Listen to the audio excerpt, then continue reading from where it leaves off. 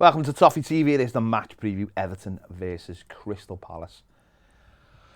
Another huge game, huge stressful game of football at Goodison Park, where once again Everton have a chance to secure Premier League football for next season with obviously a win. Just win Everton, please, just win. Obviously, listen, it'll be a tough game. Palace had a decent season, got some decent players. But I think once again, Baz, it's all about Everton, isn't it? And how we approach the game, and how we're organised, and obviously it's going to be a big night. It is. It's a huge game, which we have been saying. The final home game of the season. We were all hoping for a bit on Sunday that it'd be a chilled affair, this one, but it isn't. So, we're up against a good side. They've beaten us twice this season, but it's all on us now. It's, we're the ones who need the points. They are comfortably mid-table. They're in 13th, but they've had a good season in terms of Patrick Vieira coming, took over at a difficult time. A lot of players out of contract, and he's really energised them and got them playing some nice football and going a different way. And I think he's really enthused their supporters. And for us, from our perspective, things have picked up lately, and we all wanted this opportunity. Yeah. To have a home game to decide our fate. That's what we were asking for. We couldn't get over the line on Sunday. That was due to poor refereeing decisions more than anything else. This time we've got to just put all that to one side and go out and give it everything, and hopefully at the end of the night, the match, it'll be enough. Yeah, I think for, as you mentioned there, Palace have done well this season. Their away record's not brilliant, but recent, last few weeks, it's they've got a win at Southampton, and obviously drew with Villa at the weekend. But obviously that's two teams who've really got nothing to play for. And as you mentioned there, I think for us, I think we have to approach it the same way we've approached all the home games. I think hopefully Michael Keane will be back. Fingers crossed he'll be back. Go back to that, what we've been playing with the 3 centre-backs and the 2 wing-backs. And again, just try and get defensively solid and just try and open them up with a bit of energy. And like we did on Sunday, I imagine Dominic Calvert-Lewin will play again. We've got the option of going long. And I'm like you. I think on Sunday, if it's 11 versus 11 or even 10 versus 10, we win that game of football. And you've just got to hope we have the same. It is going to be a nervy affair. They've obviously got nothing to play for, and there is always that thing of, well, they'll be a lot more relaxed. It's up to our players to I think calm everyone down in the stadium. I think the way as I mentioned, the way we approached the game on Sunday, we looked fairly relaxed with the game plan. We didn't get sucked into the hype of the game, that's on the fans, what the fans did before the game, and obviously to the atmosphere within the ground. I don't think the players got caught up in that too much. It wasn't like they went mental for that first 20 minutes. It was, I thought it was very calm and collected, and we took our chance. And I think that we have to be the same in this. I don't think you have to make it more than it needs to be. It's a game where we need to get the 3 points, and I think by being gung-ho and frantic, because I think that's what happens if you start the game too gung-ho. You become frantic, and you forget what you're trying to do, and you forget what the game plan is. There's an opportunity if we do the right things on Thursday to get 3 points, and I don't think we need to go out of our way to make it too much of a cup final. Leave that to the fans, of course. As the fans, we want it to be as loud and to put as much pressure as we can on the Crystal Palace players. But I think players don't need to be overhyped about the situation. Yeah, I mean, we did seem to follow a game plan. We have done recently. We've kind of stuck to that. Certainly since the Crystal Palace game last time in the FA Cup when he bounced us, and we've got to do more of the same on Thursday. But we have to give everything, because this is a huge opportunity to to win your final home game and achieve that safety that we're all craving. You know, we go to Arsenal on Sunday and that'll be a tough game. You don't want to go into that final day when anything can happen needing something. And therefore, Everton have just got to make sure they get after them and keep it defensively tight, which we didn't do at the weekend. Michael Keane will make a difference at the back in terms of that. We'll obviously have to watch Eze and Zaha, who were always a threat, and then Olshay as well from the bench, if he's on the bench or whether he starts, another good player. So Conor Gallagher's another one. They've got good players, Crystal Palace, you know, and they've beaten us twice this season, so it's up to us to make sure it's not 3 times. And whether or not, you know, players subconsciously just drop a little bit because of what's at stake, we've got to take every advantage we can, and that intensity and that need for a victory needs to come from us and the supporters. And if we do that, then they're beatable. They are a good side, but they've only won 10 games, the same as Everton. Won the exact same amount of games as us, so they've obviously lost a lot less. But yeah, they've drawn a hell of a lot, which sort of shows what kind of team they are, doesn't it? When you tough to beat. You know, tough to beat, but just sometimes can't get over the line. And it's interesting, isn't it? Because you convert some of those draws into wins, and you're much higher in the table. But you convert those draws into defeats, then you're where we are, and you're where we are. So, and it does show you the importance of not losing games sometimes, and that's where Palace have been a bit more resolute this season after their summer, obviously losing players, bringing a new manager in, losing. I think they lost the first 3, didn't they, as well? So they've done well, and it is going to be a tough game. But I think for us, it's about it's our last home game of the season. It's about sticking to plan. Obviously, you know, one of the factors is we are sort of running out of players as well. That's another factor, and you know, obviously we've Brantwaite's not going to be available. Rondon's not an option to come off the bench, so you may be relying then on. It sounds mad, relying on Delhi to come on and do something, or relying on a Tom Davis, or you know, if Damari Gray doesn't start, or any of these kind of players who. But that's what it's going to have to be, all hands to the pump, and I think that's why it has to be, you know, a conscious effort over 90 minutes to stick to the game plan. I think what Frank Lampard has done and with his coaches is, I think he set us up quite well recently against teams. I'm still not 100% sure about his actual in-game management, but I think he does set us up well before games. And it's just, obviously at the weekend, it's that one thing that can upset that. And we have to make sure that we don't, you know, we keep our heads as well, and we try not to do anything stupid, because it just shows. And listen, ultimately, if someone said to you, 3 points against Crystal Palace saves you. You know, can be the difference. Then I think if that was what someone would give you before the season, I think you'd bite their hand off for it. But not before the season. But obviously, you wouldn't want to be in this position. No, you don't want to be going into the last game. That's for sure. But it is what it is, and yeah, it's just yeah. I just want to get it over and done with. It can't come quick enough, can it? No, the game can't come quick enough, but I just can't get it.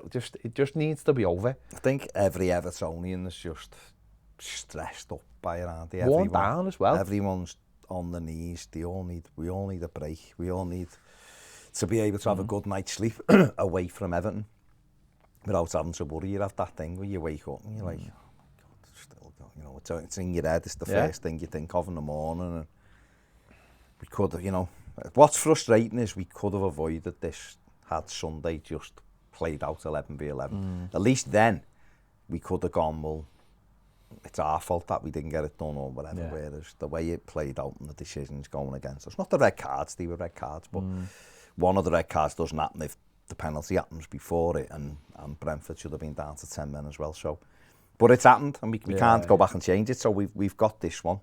These are 13th coming to Goodison. If someone would have said you've got to beat the 13th place team in the Premier League to stay up at home, we'd have all gone, right, we'll fancy our chances, then give us that, then we'll have a go at it. So it's up to Everton. Like you said, it'll be tough, but we could have had Manchester City away. Yeah, of course we could have had, and of course this is, you know, you can go back to the weekend result, but let's be honest, this is a game we are where we are because of the whole season. That's not a because, season in the making, not because of, you know, listen, we all know referee decisions have played their part as well.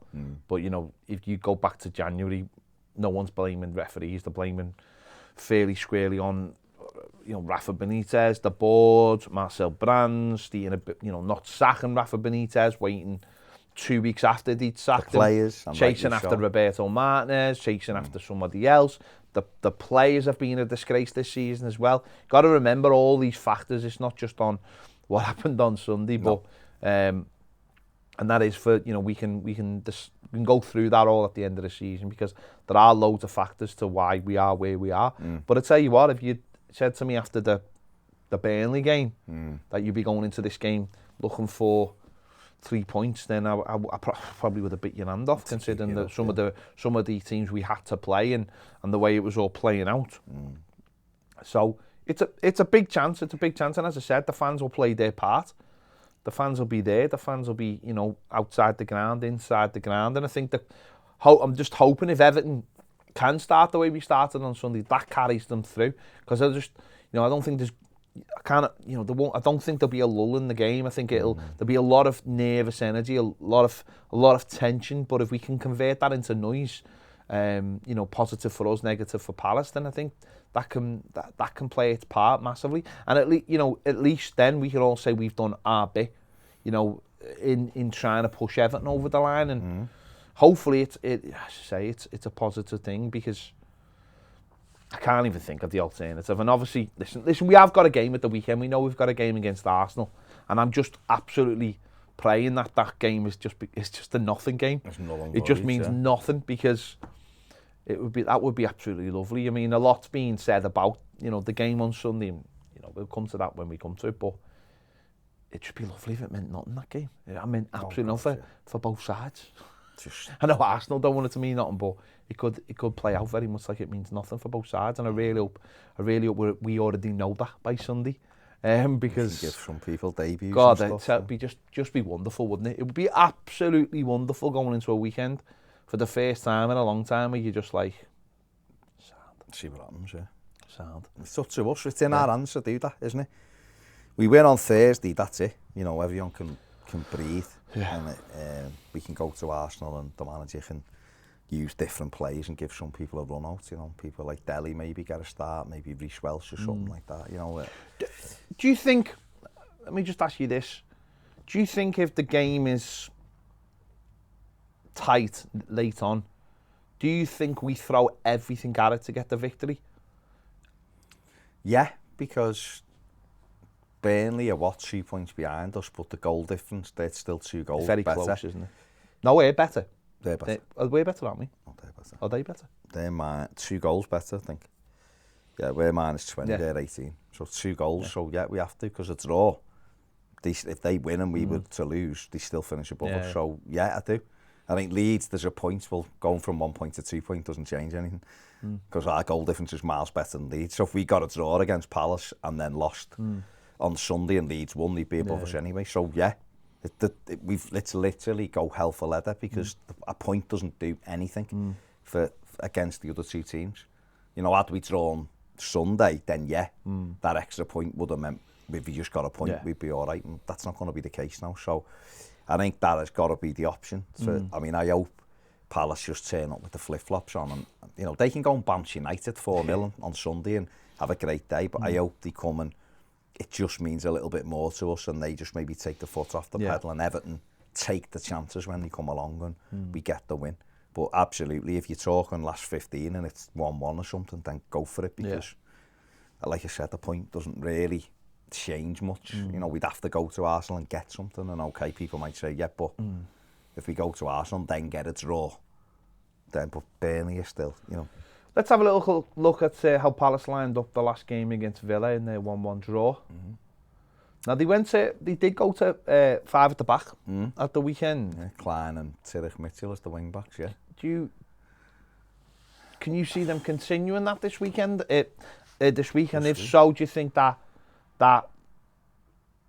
we have to? Does that dictate how do we play, or do we stick with 5 at the back as well? Yeah, I mean, they've got Coyote, Anderson, and Gay as the centre-backs, and then Gallagher, Mahojevic and Eze in the midfield there. So it can switch to a 3-4-3 at times as well, with Eze going on the outside. But I don't know, Frank Lampard's gone with 3 at the back, and we've kind of used that most games recently, and I thought Watford might have been one when he changed it, he didn't. So I'm not convinced he'll change it for this one. I think Keane will come back in, and it'll be Holgate, Coleman and Keane, I imagine, the back 3, and Michalenko and Iwobi as the wing back. So it's the midfield which is the interesting one. Yeah. Did Andre Gomez and Abdoulaye Doucouré work as a 2 on Sunday? No. Not really. So it looks like Fabian Delph ain't going to make it. So maybe Alan will come in, and he'll have Alan and Doucouré in the middle, and say to Iwobi at times you might have to tuck in and make it a 3 or whatever. Or Anthony Gordon drop back in if he starts, And so I think he'll stick with the 3 at the back. Yeah, I do. I think for us it's just about doing what we've been doing, keep that continuity, because it's been working.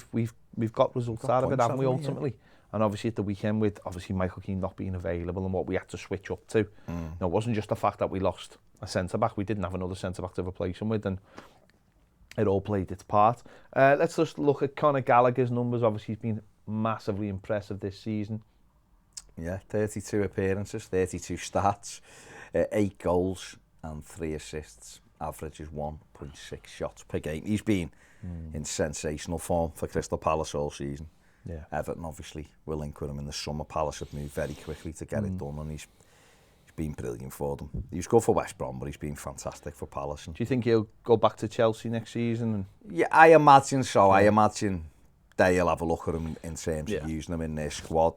When we had half a season at West Brom and done well, and then Palace have given him a full season, and I'm sure they're desperate to keep him. But I think he might be looking now, being talked about for England and all that. He might be looking, and Chelsea might be looking. I think we might have another Mason Mount type on our hands here, and it'd be worth them giving him a right good go in the pre-season. Yeah, I could see Chelsea refreshing their squad this season and him coming into it. He's done it in the Premier League, so go and do it again, for Chelsea. So that'd be a major blow for Palace if they were to lose him. But hopefully he has an off day on Thursday before when we play them. Please. No siders can. Everton are top of the own goals. Lovely. League this season. Lovely. Which is good. If you like that sort of thing, you've conceded 59 goals in the Premier League. Only in the 93-94 season did we concede more, which was 63. Which shows you what the issue's been, hasn't it? And Richarlison has been involved. 7 goals in his last 9 Premier League appearances. 5 goals and 2 assists. Overall, he's had a hand in 14 Premier League goals this season. He got 9 goals, 5 assists.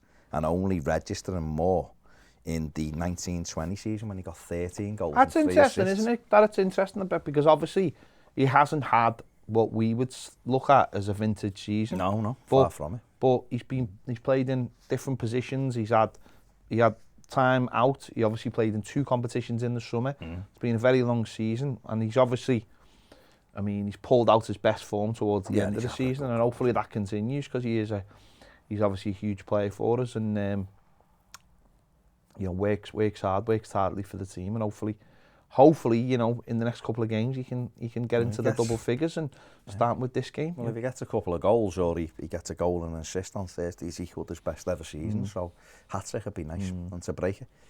We need it. We do need it. It's going to be a very tense affair, but hopefully, as fans, we make it as noisy and raucous as we possibly can. It's going to be. I'll have to. Not going to be nice. What I would say is, against Brentford, the first hour was the slowest hour I've felt for a very long time in football, and yet the last half an hour just went like that. Protecting a lead was just like slow motion. Yeah. And then but once you're chasing it, the game just runs away from you dead quick. So it's going to be a long night, of course, and I think people will be not only looking at our score but looking at the Burnley score as well. Don't make me nervous. No. Let's go.